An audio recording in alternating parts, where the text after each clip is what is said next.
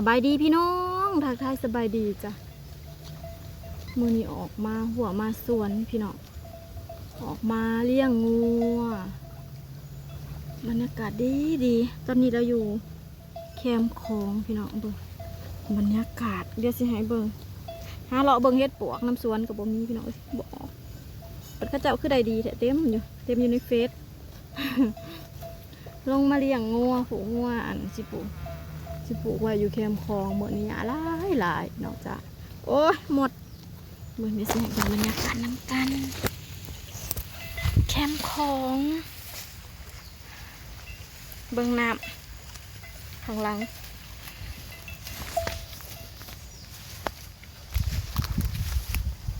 งามนี่น้ำกระสิลายงามฝน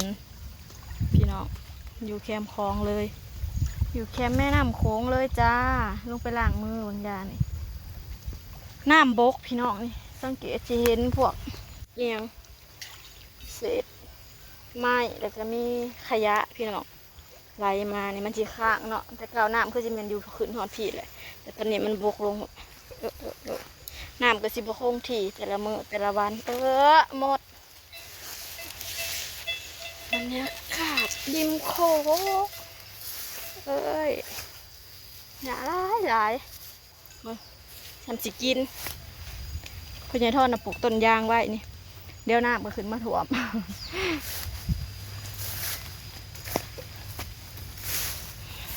ตอนเนี่ย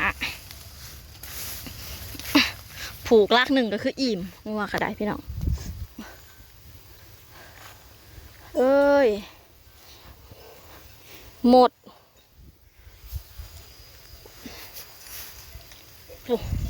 ทางผู้ปัญญาทอนก็ปลูกต้นมะฮุงไว้งามกำลังสิเป็นหมากเสียดายแต่ว่าจักหน่อยฝนตกน้ำสิขึ้นไปมาถ่วมมาเลย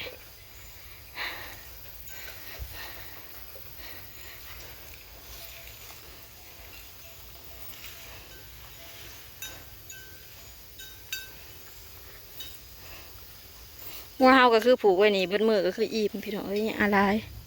ซ้ำสิกินซ้ำสิกิน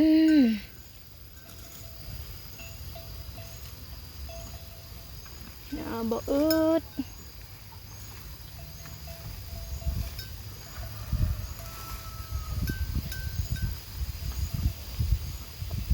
ลมเย็นวอยๆจะเก่าเฮ็ดสิออกตามเลาะซานแถวแคมตะพังคลองนี่แหละแต่ว่าเลาะเบิ่งยังบ่มีพี่น้องยังตัวนี้เขาจะปลูกใส่ดีเนาะปัดเนี่ยพี่น้องปองไปถ่วมสวนเบิดละหยาก็ได้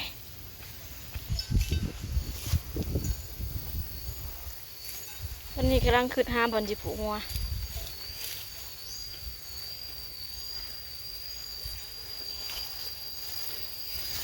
โตเทิกเขาจะปลูกใส่ดี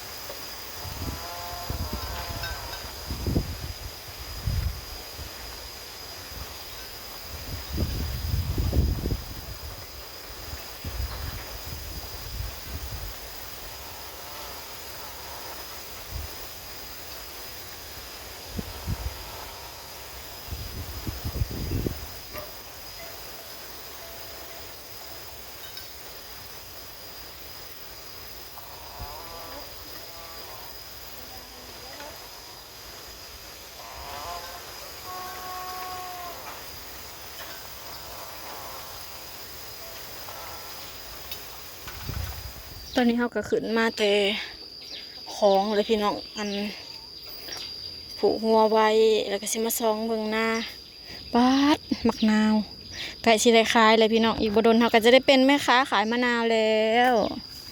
เป็นแม่ค้าขายมะนาวตามท้องตลาดนี่ไก่ชิพอเก็บเลยพี่น้องมะนาวสวนมะนาวพ่อใหญ่ทอนปลูกไว้ให้นี่ปาดมักส้มโออันนี้จะเป็นส้มโอลูกดกมากว้าวพี่น้องดกแหงแต่ว่ามุมกล้องมุมนี่บ่ได้มืดมากบ่ได้มักนาวก็ได้สอนแท้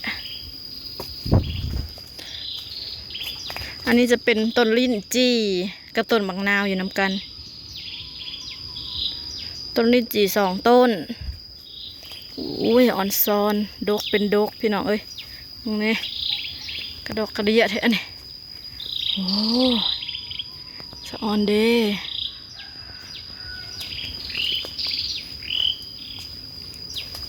ทุกอย่างก็คือพ่อใหญ่ทอนเห็ดไว้หายพี่น้องมันนี่ส่วนมักนาวกับพ่อใหญ่ทอนเป็นคนปลูก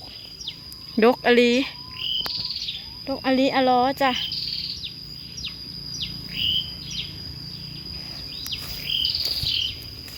เดี๋ยวไปเบิ่งเขาเฮา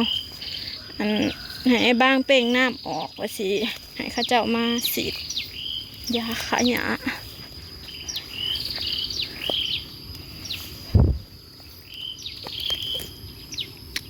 กำลังงามพี่น้องเอ้ยเขาปีนี้รู้สึกว่างามแฮงงามกำลังแตกกกแตกกอว่าสิซื้อปุ๋ยมาหว่านอีกสอบหนึ่งให้น้อยให้ใหญ่ไอ้บางเป่งน้ำแถวนี้หยาหลายมันนูนมันห่างเดี๋ยวขาหยาแล้วจังเอาปุ๋ยมาวานอีกสอบหนึ่ง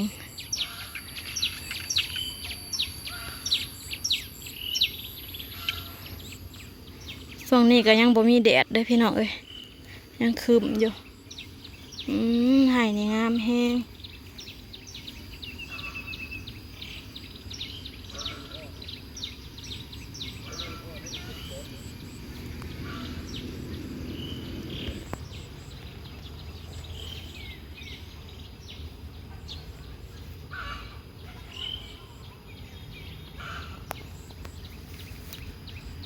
มันไหลไปบอกพ่อใหญ่ทอนว่ายันมันไหลคืนอัดไว้ก่อนเด้อจ้าให้ใหญ่เฮาสิจ้างคนมาสีดยาขยะต้องเป่งน้ำออก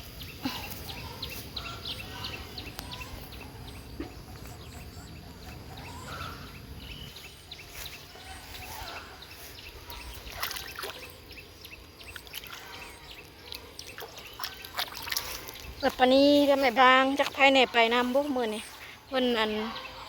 ไปดำนาซอยหัวหน้าดำนาซอยไอ้บอยแต่ว่าดาวน่ะบ่ได้ไปเพราะว่าบ่มีคนเบิ่งงัวแล้วก็บ่มีผู้เบิ่งพ่อใหญ่ทอนเนี่ยบ่มีผู้อยู่พ่อใหญ่ทอนก็เลยบ่ได้ไปเนาะดำนาซอยหัวหน้า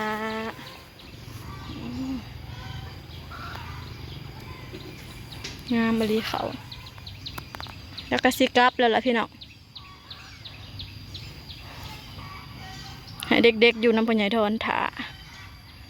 โอเคจ้าสำหรับคลิปนี้ก็บ่มีหยังหลายเด้อพี่น้องจ้าดาบก็ขอจบคลิปไว้เพียงส่ำนี้ก่อน